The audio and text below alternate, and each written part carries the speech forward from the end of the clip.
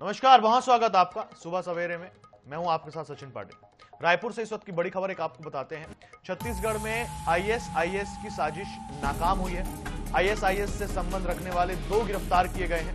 ATS ने 2 नाबालिग को गिरफ्तार किया है। ये नाबालिग हैं, ऑनलाइन दोनों पाकिस्तान मॉड्यूल से कनेक्टेड थे। दोनों को एटीएस ने सीडब्ल्यूसी के समक्ष पेश किया है। ये बहुत बड़ी खबर आपको बता रहे हैं रायपुर से। आईएसआईएस की साजिश नाकाम हुई है छत्तीसगढ़ में। आईएसआईएस से संबंध रखने वाले 2 नाबालिगों को एटीएस ने गिरफ्तार किया है, एंटी टेररिस्ट स्क्वाड ने। ये दोनों पाकिस्तान मॉड्यूल से सक्रिय थे, कनेक्टेड थे। तो देखिए, हाल ही में दिल्ली में जो ब्लास्ट हुआ उसके बाद से एजेंसियां पूरे देश में सतर्क मोड पर हैं। अब आईएसआईएस से कनेक्टेड 2 नाबालिगों को एटीएस ने गिरफ्तार किया है। दोनों को एटीएस ने सीडब्ल्यूसी के समक्ष पेश किया और दोनों नाबालिग हैं, यह आपको बता रहे हैं। दोनों पाकिस्तान मॉड्यूल से कनेक्टेड थे। एक बड़ी साजिश हो सकता है कि नाकाम कर दी गई है। छत्तीसगढ़ को दहलाने की साजिश रही होगी, यह भी हो सकता है, या छत्तीसगढ़ में बैठे बैठे किसी और प्रदेश को दहलाने की साजिश रची जा रही होगी।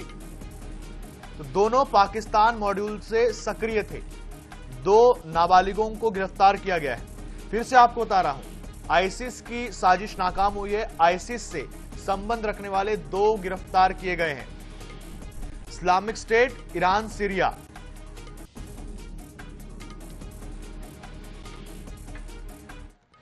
तो मुख्यमंत्री विष्णुदेव साय ने बड़ी घोषणा की है। 200 यूनिट तक बिजली बिल अब हाफ होगा। सीएम साय ने विधानसभा में इस बात का ऐलान किया। 42 लाख उपभोक्ताओं को फायदा होगा। तो देखिए, लंबे समय से इसकी मांग हो रही थी। पूर्ववर्ती भूपेश बघेल की जो सरकार थी उसमें भी फायदा मिल रहा था और उसके बाद मुख्यमंत्री विष्णुदेव साय से भी इसकी मांग की जा रही थी। कांग्रेस पार्टी भी इसकी मांग कर रही थी और अब यह ऐलान कर दिया है मुख्यमंत्री विष्णुदेव साय ने। हाफ बिजली बिल योजना, 200 यूनिट तक 42 लाख उपभोक्ताओं को इसका सीधा फायदा होगा। ये देखिए, सीएम साय ने विधानसभा में इस बात का ऐलान किया और इससे सीधे 42 लाख उपभोक्ताओं को फायदा होगा।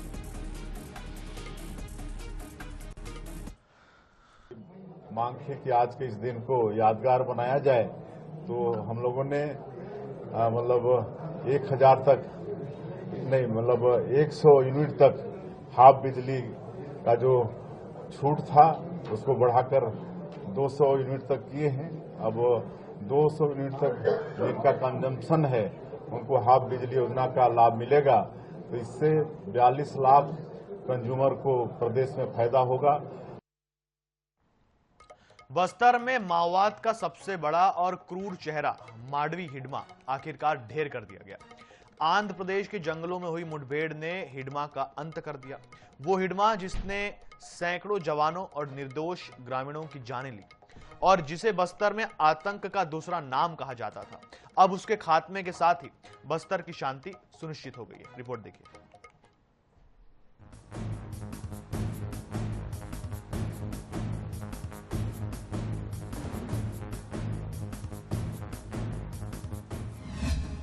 माओवादी संगठन का सबसे क्रूर चेहरा माडवी हिडमा ढेर। आंध्र प्रदेश के घने जंगलों में हुई मुठभेड़। लंबे समय से एजेंसियों की निगरानी में था हिडमा। ताड़मेटला, झीरम, तर्रेम जैसे बड़े हमलों का था मास्टरमाइंड।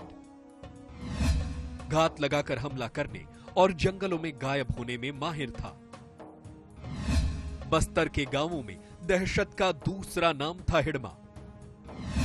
माओवादी संगठन का सबसे बड़ा रणनीतिकार खत्म। दंडकारण्य स्पेशल जोन की सैन्य ताकत को झटका। आत्मसमर्पण की रफ्तार और बढ़ने की उम्मीद। बस्तर के जंगलों में दशकों तक हिडमा एक मिथक बना रहा।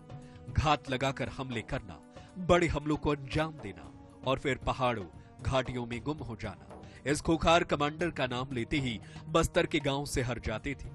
2010 का ताड़ मीटला, 2013 की झीरम घाटी, 2021 का तर्रेम हमला, ऐसे कई नरसंहारों की कड़ी में हिडमा सबसे आगे रहा। आंध्र प्रदेश में ग्रे हाउंड्स के जवानों के हाथों ढेर किए जाने के बाद बस्तर पुलिस के अफसरों के चेहरे पर भी सुकून और संतोष दिखा। आज दिनांक 18 नवंबर नक्सलवादी अभियान के दृष्टिकोण से काफी एक निर्णायक दिन रहा। इस दिनांक को आंध्र प्रदेश और छत्तीसगढ़ के सीमावर्ती अल्लूरी सीताराम राजू जिला में Andhra Pradesh police security forces से माओवादी के बीच में हुई मुठभेड़ में 6 माओवादी कैडर के डेड बॉडी रिकवर किए गए थे। उनमें से एक का पहचान माओवादी cadre central committee member Madvi Hidma, जो पूर्व में PLG बटालियन नंबर 1 का कमांडर भी रहा, उसके नाम से हुआ। एक आतंक का चेहरा है जो संपूर्ण जो बस्तर संभाग के अंतर्गत और सीमावर्ती इलाका में भी जो CPM माओवादी संगठन के लिए एक कुख्यात माओवादी कैडर के रूप में और कई बड़ी बड़ी वारदात में, जिसमें ताड़मेटला इंसिडेंट है, टेकलगुड़ा मुठभेड़ है, मीनपाक घटना, इस प्रकार अनेक बड़ी वारदात में माडवी हिडमा का भूमिका रहा, उसके हाथ रहा। और आज इस मुठभेड़ में उनका डेड बॉडी रिकवर करना सुरक्षा बल के लिए काफी एक निर्णायक बढ़त के रूप में हम इसको देख सकते हैं। इस मुठभेड़ में माडवी हिडमा के अलावा उनकी पत्नी राजे, जो वर्तमान में Dandakaranya special zone committee member भी है, और 6 और माओवादी टोटल 4 माओवादी टोटल 6 माओवादी कैडर का dead body Andhra Pradesh police द्वारा मुठभेड़ के पश्चात बरामद की। बस्तर में लंबे समय से हिडमा पर शिकंजा कसने की तैयारी थी। एजेंसियां लगातार उसके मूवमेंट की मॉनिटरिंग कर रही थी और आखिरकार शनिवार को आंध्र प्रदेश के अति दुर्गम मरेडपल्ली के जंगलों में सुरक्षा बलों को वह मौका मिला। करीबी सहयोगियों के साथ मौजूद हिडमा ने फोर्स पर फायरिंग की। जवाबी कार्रवाई में वो वहीं ढेर हो गया। हिडमा के खत्म होने के बाद सुरक्षा बलों में भारी उत्साह है, क्योंकि वह सिर्फ एक चतुर लड़ाका नहीं, बल्कि माओवादी संगठन की ताकत, रणनीति और आतंक का सबसे बड़ा स्तंभ था।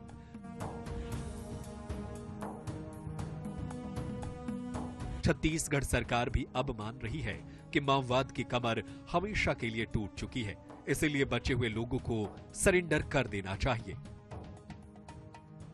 तो सूचना के आधार पर उसमें जो नाम सामने आए हैं, उसमें एक CC मेंबर जो पिछली बार बना था, हिडमा, इसका भी नाम। तो ये जो उसमें उसकी पत्नी और 4 उसके और साथी, ऐसे सारे लोगों का नाम है।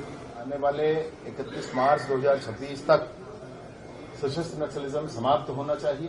इस विषय को लेकर जो अभियान केंद्र की सरकार, माननीय केंद्रीय गृह मंत्री अमित शाह जी और राज्य की सरकार माननीय विष्णुदेव साय जी के नेतृत्व में और सारे ही राज्यों में ये काम जो किया जा रहा है, इन सारे ही विषयों को लेकर के ये महत्वपूर्ण सूचना है। हिडमा का मारा जाना निश्चित रूप से नक्सलियों के कमर तोड़ने वाली बात है।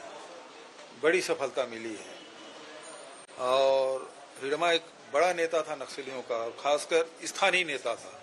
बचत तो नेता है वो सब दूसरे प्रांत के थे, लेकिन हिडमा तो यहीं का आदिवासी नेता है, तो उसकी जमीनी पकड़ बहुत ज्यादा थी और उसके निश्चित रूप से मारे जाने से सरकार को, हमारे जवानों को बड़ी सफलता मिली है और नक्सलियों को बहुत बड़ा नुकसान हुआ है हिडमा के जाने से। झीरम हमले का मास्टरमाइंड हिडमा कांग्रेसियों के लिए नासूर से कम नहीं है। पूर्व CM भूपेश बघेल इसे बड़ी सफलता तो मान रही है, लेकिन कानून के मुताबिक सजा की पैरवी करते हुए वर्तमान में मिल रही सफलताओं का श्रेय कांग्रेस शासनकाल में तैयार किए गए प्लेटफॉर्म को बता रहे हैं। छत्तीसगढ़ में आतंक से समृद्धि की ओर कदम बढ़ा चुके बस्तर में अब तस्वीरें तेजी से बदल रही हैं। अब हिडमा के सफाई के साथ इस संघर्ष को एक निर्णायक मोड़ मिल गया है। अब सवाल यह नहीं है कि बस्तर कब नक्सल फ्री होगा, सवाल यह है कि इस ऐतिहासिक सफलता का औपचारिक ऐलान कब होगा। गौरव शर्मा, रायपुर। जल का हर बूंद कीमती है, इसका महत्व समझते हुए खंडवा जिले ने इस पर बड़ा काम किया है। जल संरक्षण के लिए खंडवा जिले ने एक कीर्तिमान स्थापित किया है। भारत सरकार के जल शक्ति अभियान कैच द रेन के तहत शुरू की गई जल संचय जन भागीदारी पहल में खंडवा जिले ने देश में प्रथम स्थान प्राप्त किया है।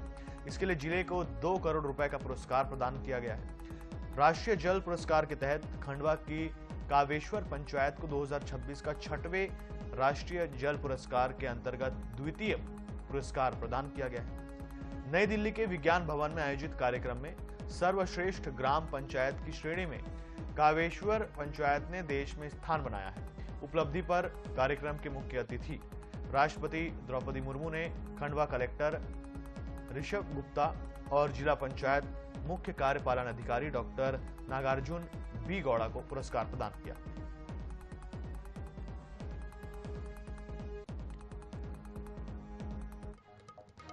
बीते दिनों धमतरी के जाने माने पैथोलॉजिस्ट के घर में घुसे संदिग्ध आयकर अफसरों की टीम का खुलासा नहीं हो पाया। पुलिस को अभी तक ये नहीं पता चल पाया है कि वे अधिकारी थे या फर्जी। सीसीटीवी में संदिग्धों की गाड़ी भी दिख रही है और चेहरे भी, फिर भी पुलिस अभी तक जांच का दावा ही कर रही है। वहीं पैथोलॉजिस्ट दिलीप राठौड़ का कहना है कि संदिग्ध लोग मराठी में बात कर रहे थे।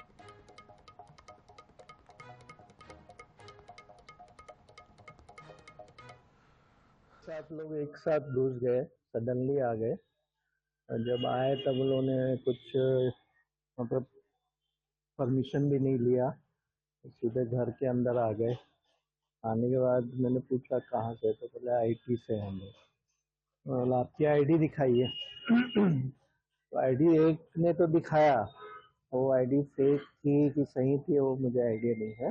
जी, इस चीज़ की ऐसी अभी कोई पुष्टि नहीं की जा सकती, इस पर जांच जारी है। कल 3 बजे हमको सूचना मिली थी कि राठौड़ साहब के यहाँ पे आईटी टीम की रेड हुई है। हमने जब वहाँ जाके पूछताछ की, जांच पड़ताल की, तो पता चला कि सुबह 11 बजे के आसपास टीम आई थी। लगभग 7 लोग थे उसमें।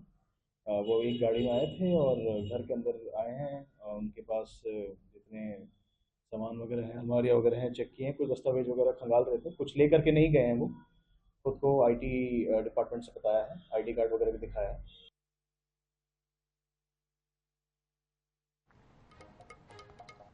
ग्वालियर में क्रिकेटर सचिन तेंदुलकर मार्ग को लेकर सियासत जारी है। जर्जर सड़क को लेकर कांग्रेस कई दिनों से सुधार की मांग कर रही थी, लेकिन सरकार के पास फंड नहीं होने की स्थिति में कांग्रेस ने क्रिकेटर सचिन को पत्र लिखकर फंड की मांग की है। कांग्रेस का तर्क है कि आपके सम्मान की गवाह सड़क के कारण आपकी बदनामी हो रही है, इसलिए फंड देकर इसका मरम्मत कराएं।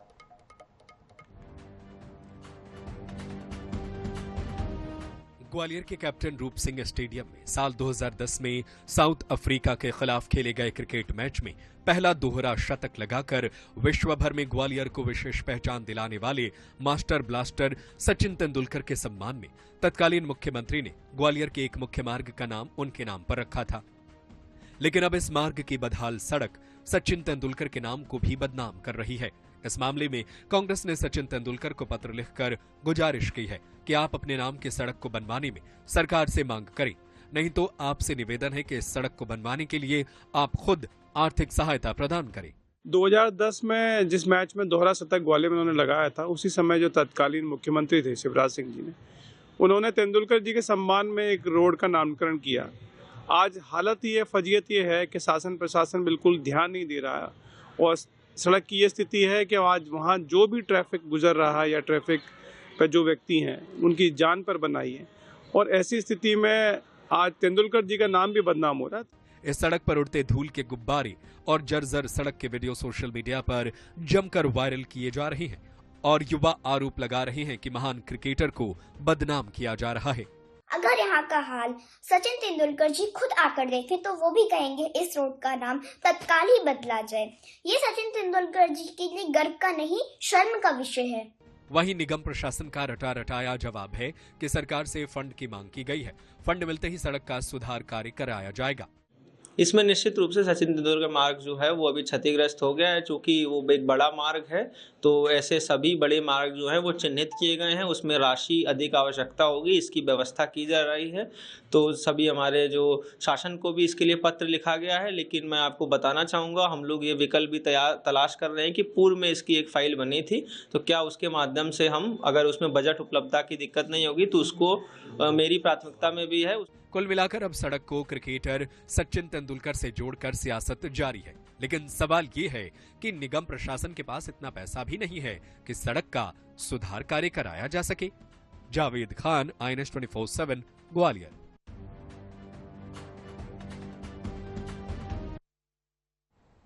मध्य प्रदेश की सड़कों पर 15 साल से ज्यादा पुरानी 899 खटारा बसें दौड़ रही थी, जो यात्रियों की जान के लिए बड़ा खतरा थी। अब सरकार सख्त हुई है और इन बसों पर कार्रवाई शुरू कर दी गई है। सभी ऐसी बस ऑपरेटर्स को नोटिस भेजे गए हैं। देखिए रिपोर्ट।